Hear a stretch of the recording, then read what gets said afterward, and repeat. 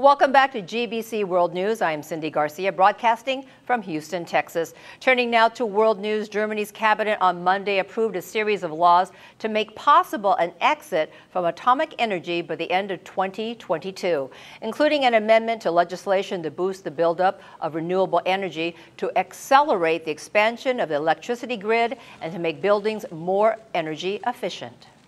He says the cabinet agreed a gradual phase out from the nuclear power, with one nuclear power station being switched off in 2015, 2017, and 2019, and 3 each in 2021 and 2022. Now, he added this is defined by law, and the dates are the latest possible dates for a shutdown of the plants. An earlier shutdown is, of course, possible, he added. The Minister for Economy for Germany, who is also the leader of the coalition partner, FDP, says that the move benefits the environment as well as guaranteeing supply and affordability. He says the cabinet agreed a gradual phase out from nuclear power, with one nuclear power station being switched off in 2015, 2017, and 2019, and 3 each in 2021 and 2022. He added this is defined by law, and the dates are the latest possible dates for a shutdown of the plants. An earlier shutdown is, of course, possible. The Minister for Economy for Germany, who is also the leader of the coalition partner, FDP, says that the move benefits the environment as well as guaranteeing supply and affordability. He adds the 3 goals are environmental capacity and capability, which is the main reason for the pullout from nuclear power in Germany. Supply guarantee and affordability are always an issue. Plus, he says, with those decisions taken, we will succeed to accomplish the change in our energy policy. Officials are to decide next week if one reactor should be maintained on a standby basis as part of the effort to boost renewable power. The government aims to build 25 gigawatts in electricity generating capacity from offshore wind parks. Renewable sources of power currently make up about 17% of the country's energy needs, while atomic energy makes up 22%. Parliament is to consider the government's change in its energy strategy before the parliamentary summer break. In New York, former IMF chief Dominic Strauss-Kahn will plead not guilty on Monday to charges he tried to rape a New York hotel maid, an accusation that wrecked his chance of becoming France's next president. News organizations have gathered outside the Manhattan Criminal Court, where Strauss-Kahn is expected to enter his plea. Now, faced with a legal and media onslaught, Dominic Strauss-Kahn has pulled together a crack team of investigators, former spies, and media advisors to fight back against charges he sexually assaulted a hotel chambermaid. The former IMF chief's advisors will have their work cut out for them as they handle his legal problems in the United States, while also trying to bolster his reputation in his native France and beyond. This may be why the range of damage control specialists being assembled is so diverse. People consulted or hired so far include ex-CIA spies, experienced New York criminal investigators, and some of the best connected public relations specialists in French-speaking world.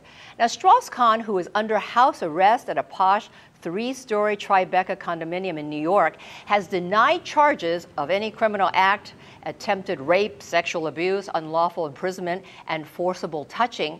His arraignment on Monday will be the start of what could be a lengthy legal proceeding. In Guatemala, authorities arrested on Saturday 15 people who are suspected in the recent murder of prosecutor Alan Stolinsky and who may have ties to the infamous Mexican cartel, the Zetas. The group was found when a joint police-army operation raided 6 homes in the northern city of Coban. The group includes 10 men and 5 women. 5 of the men said they were from Mexico. In the raid, police confiscated 4 machine guns, fragmentation grenades, thousands of bullets, flak jackets, a mine, drugs, cell phones, and vehicles. The Guatemalan Interior Minister says, "We have managed to deactivate a good criminal structure of the Zetas that has not only resulted in arrests but in important confiscations." Authorities say the group is linked to the murder of Stolinsky, whose body was found on May 24th, a day after he was abducted. His body was cut into pieces and left in 5 bags around Coban. At the time of his death, Stolinsky was investigating the Zetas' ties to the massacre of 27 farmers in northern Guatemala. In Argentina, volcanic ash from Chile fell on the city of Villa La Angostura on Sunday. A volcano dormant for decades erupted in central Chile on Saturday, belching an ash cloud more than 6 miles high that blew over the Andes and carpeted several cities in neighboring Argentina. Fanned by winds, ash darkened the sky in a nearby tourist town, a government official there says, adding that the city's airport had been closed. At another tourist spot near ski resorts, residents had to deal with the volcano's effects. Chile's government says it was evacuating 3,500 people from the surrounding area as a precaution. Officials say the volcano was spitting molten rock, but there was no visible lava flow. The eruption in the volcanic chain, about 575 miles south of the capital, Santiago, also prompted Chilean authorities to shut a heavily traveled border crossing into Argentina. It was not immediately clear which of the chain's 4 volcanoes had erupted because of the ash cover and weather conditions. Now, the chain last saw a major eruption in 1960. This was the latest in a series of volcanic eruptions in Chile in recent years. Chile's Chaiten volcano erupted spectacularly in 2008 for the first time in thousands of years, spewing molten rock and a vast cloud of ash that reached the stratosphere. The ash also swelled a nearby river and ravaged a nearby town of that same name. Now, the ash cloud from Chaiten coated towns in Argentina and was visible from the space. Chile's Llama volcano, one of South America's most active, erupted in 2008 and 2009. Chile's chain of about 2,000 volcanoes is the world's largest, second after Indonesia. Some 50 to 60 are on record as having erupted, and 500 are potentially active.